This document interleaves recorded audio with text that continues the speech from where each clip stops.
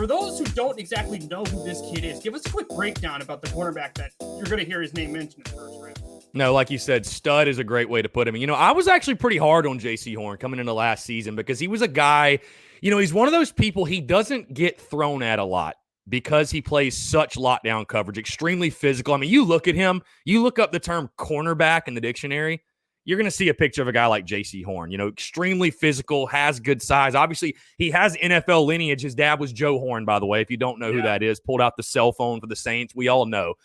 So he has that NFL background, but a guy that, had 0 career interceptions coming in his junior season. And I was tough on him. We all knew he was a good player. We all knew he was an all-conference type of player, but he didn't get that national recognition and that national love because he didn't have any turnovers. He didn't have any big plays. And I even said that, that I don't know of any elite defensive backs that have 0 career interceptions after 3 seasons. So I thought it was really important for Jaycee Horn to break through and break out and, and get that pick and get that. He needed that type of game that Israel Mukuamu had in Athens against Georgia, where he really put himself on the map. And again, a lot of fans were saying, why is, not in a disrespectful way, but it's like, why is Izzy getting so much more national love in the preseason than Jaycee Horn? I'm like, Jaycee Horn hasn't had that game. And, of course, we saw it unfold this year, the Auburn game when he went up against Seth Williams. And, the rest is history. I mean, what he did, I don't know why Auburn thought it was a good idea to test him, but I'm glad they did, again, because it gave JC the opportunity to show off his skills and show the type of player he is. So, again, I just look at a guy like Jaycee Horn that, what's really the weakness in his game? He's the guy, like I said, you look up in the dictionary NFL cornerback, and you see a guy like Jaycee Horn. He has the speed. He has the athleticism. He's extremely physical, which I think will play fairly well at the next level if they don't call penalties on him and throw flags. I know it's getting like ticky-tack in the NFL, but no, I think he's a guy, like you said, no doubt. Going into the season, you were thinking first rounder. After that Auburn game and the way the season played out, I think no, and the way he performed at the Combine, by the way, absolutely destroyed the Combine. I think for sure a guy that's probably top 15 picks. I know I saw him projected latest top 10 pick, the 10th overall pick to the Dallas Cowboys, and I think certainly it's either him or what's the other guy, Surtain, I believe, Patrick Surtain. It's splitting hairs, but it's definitely between those two guys of who's the top DB in the draft. And, of course, Gamecock fans will tell you it's Jaycee Horn. But, yeah, no, Jaycee Horn made himself a lot of money in that Auburn game with that tape and then also at the Combine. So, certainly an elite prospect. And I think he's going to have a very, very long, successful career at the next level.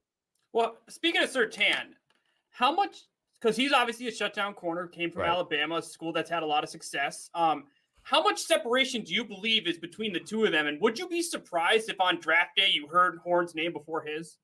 I wouldn't be surprised. No, like I said, I really think that Jaycee Horn's pro day at South Carolina really might have given him the edge. I mean, the numbers he put up were incredible. And I mean, like I said, JC's a lockdown corner as well. I mean, look at the film at South Carolina. I mean, there are a lot of times where he didn't necessarily make the interception or make the big play. But if you actually look at the all-22 film and look at Jaycee Horn at the play, the reason he didn't make the play, he is completely taking his side of the field out. He's completely eliminating his man. That's why it gave guys like Israel Mukuamu and John Dixon and R.J. Roderick and Jamie Robinson and Cam Smith, it gave those guys the opportunities to make the play because, like I said, he just completely eliminated that side of the field. And I think teams knew that when they faced South Carolina that they could not go his way. And if they did, like I said, you saw what happened to Bo Nix. He threw, I think, 3 interceptions that day, and the Gamecocks got that big upset victory. But I don't think there's a ton of separation. Again, it's a coin flip. It's going to be just come down to which, who do the scouts of that team, who do they prefer? You know what I mean? I don't think you can really go wrong picking either guy, but, of course, I'm a little biased. If it was me,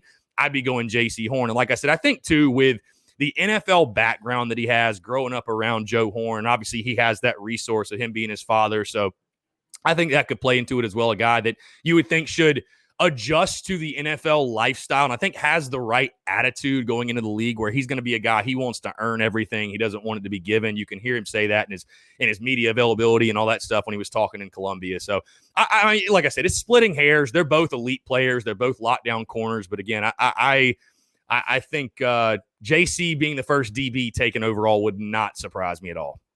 For those of you that didn't watch the pro day that we're talking about a little bit, he had a 41.5-foot vertical, 11-foot-1 broad jump, 19 reps on the bench press, and a 4.37 40-yard dash.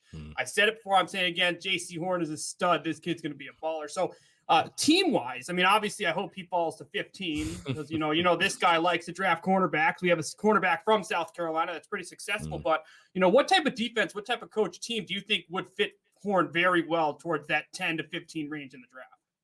I mean, I think definitely a defense that wants to play man on the outside. And again, you look at the Cowboys, and that's kind of where he's been projected to go. I know they need a defensive back. But again, Jaycee Horn is – I think he's going to – and I don't know – that was the thing that confused South Carolina fans is like, why do we not play more man coverage and play this bump coverage when, all we hear about in the preseason, how we have Horn and McQuamu, and there are these elite DBs, and nobody can throw on them. You're playing 10 yards off the ball, and you're playing this soft, cushion zone defense. I think Jaycee Horn is a guy – that I think he can play any type of defense, but he's going to flourish getting up into guys' faces and being physical with them. So whatever team's going to play that type of defense, again, that's going to let their defensive backs be physical and get on an island and play one-on-one. I think Horn Island is probably going to be a thing. I think it's going to be a thing at some point in the NFL. So again, whichever team's going to let Jaycee Horn go out there and be physical and play his style and get up in people's faces, I think that's going to be a defense that he's going to flourish in because as as a big NFL guy and an NFL fan, what's interesting about the NFL draft and these college prospects,